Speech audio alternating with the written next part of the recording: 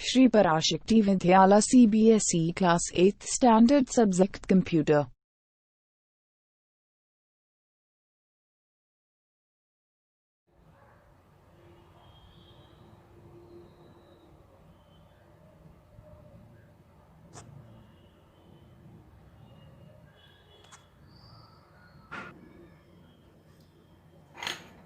Dear students, good morning to all of you. I hope you all enjoyed the holidays with your family members, and now it's the right time to give attention to your studies. Now I am going to teach you the interesting subject computer science. You all know computer science is an very interesting and enjoyable subject. The first screen you see here is the front page of your book for class 8. You see here is the keyboard and here something written here based on Windows 10 and MS Office 2016. And here you see keyboard, monitor, mouse, etc. Now you come to the point. What is this Windows 10 and MS Office 2016? These are the software parts.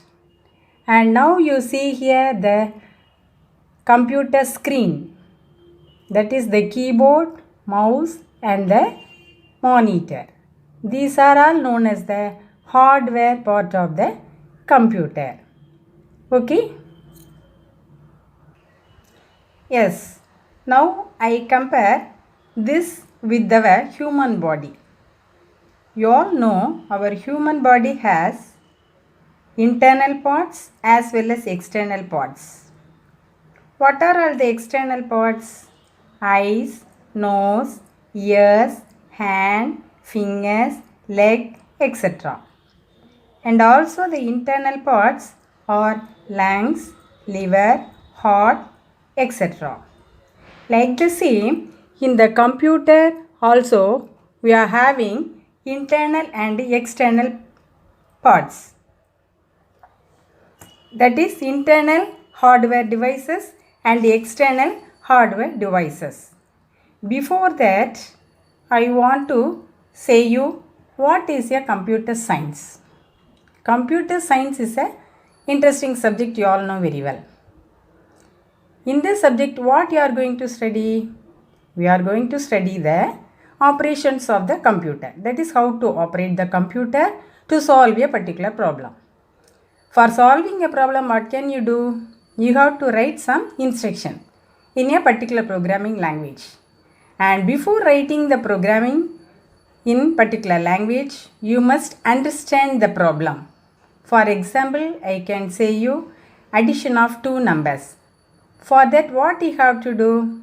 First, you have to read the first number, then you read the second number, then you add these two and you give the result. Like the same, the computer also will do the same. So first, you have to, before writing the program, you have to write algorithm, flow chart, and then only you can write the program in a particular language. This only given on the screen, the definition of the computer. It is the study of the operating principles of your computer, computer programming languages and algorithms for solving a theoretical as well as the practical problems. Okay, now we will come to the definition of the computer. In your earlier classes, you studied about the definition of the computer. You all know computer is an electronic machine that can solve all the problems by accepting the data given by us and performing certain operations according to your problem, and it will give us the result. Okay, is it? Yes. Okay, now we pass on to the next one. Already I told you the computer has two things. One is the hardware and another one is the software. Hardware are two types. One is the internal hardware and another one is the external hardware. You all know what do you mean by hardware? In the last year also you studied hardware. Hardware means all the physical components of the computer that you touch and feel. For example, you can say monitor, mouse, keyboard, printer, speaker, etc. Now you see this figure. Here is the monitor. And this is the keyboard, this is the mouse. You see here, the monitor is an output device and the keyboard is an input device. The mouse is the pointing device, and here the speaker is the output device, and the plotter is an output device. Printer, you all know very well, it is also an output device. Okay, let us pass on to the next one, the software. Software means programs, you all easily say. What do you mean by software? It is a program. That is the program that will do all the jobs for the particular work. Okay. Examples of the software are operating system and MS Office, C, C++, Java, etc. In this lesson, that is in your first lesson, we are going to study about the internal hardware devices. What are all the internal hardware devices? The motherboard, microprocessor, SMPs, hard disk, primary memory, and also the ports. These things only we are going to study in this session. Okay. Now you see here, the first one is the motherboard I told you. So here is the picture of the motherboard given. You see, in this motherboard, you are seeing some letters written on that. What are all those things? We will see one by one. That is, it is the audio chip. And this is the input-output connectors. And next you see, this is the ICI extension slots. And here is the case fan power. And next one, RAM connectors. Next, USB port. Next, processor supply connector. And here you see processor support. And this one is the chipset. This is the AGP. And this is the motherboard power supply connector. Now I will explain one by one. First you must know the definition of the motherboard. That is, what is the motherboard? Why we are using that? Okay, the first one is the motherboard. I told you. It is also known as the main board or MOBO. In the personal computers, it is known as printed circuit board, that is PCB. It is one of the most essential component of the computer system. That is, it holds many crucial electronic components. Okay, what are all the electronic components? CPU, primary memory, and the connectors to the input and output devices. So oftenly this motherboard is the mother of all the components attached to the computer. So it is very, very important part of the computer. Now we will see about the components. What are all the components attached to the motherboard? You see here, the components attached to the motherboard are the BIOS. What do you mean by BIOS? The BIOS stands for Basic Input and Output System. What do you mean by Basic Input and Output System? That is simply the ROM. ROM means, you all know, read-only memory. That is, it controls the system hardware. ROM means read-only memory. This controls the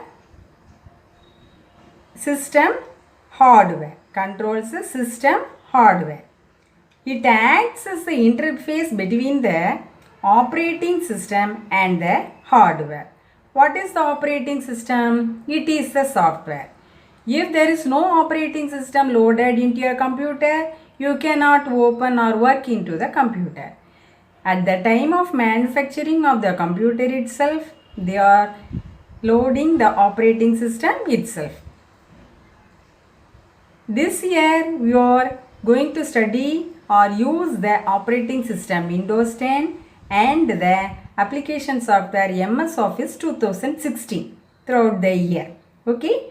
Now you see here, it is also known as, another name of the BIOS is device drivers or just drivers. So it is similar to that of the ROM chip of the motherboard. It is similar to that of the ROM chip of the motherboard. Next you see the cache memory. You all know cache memory is the RAM. RAM means random access memory, where you can read and write. In the read only memory, you can read only, it is the permanent memory. But the cache memory RAM, it is read and write memory. And the next one is the CPU clock. CPU, you all know the expansion. CPU means Central Processing Unit. This Central Processing Unit is the brain of the computer. Within the CPU only, all the units and all the work will be done. Now the CPU clock, it is synchronizes the operation of all the parts of the computer, and it provides the basic timing signals for the CPU. Okay? Can you able to understand what I said? Okay. Now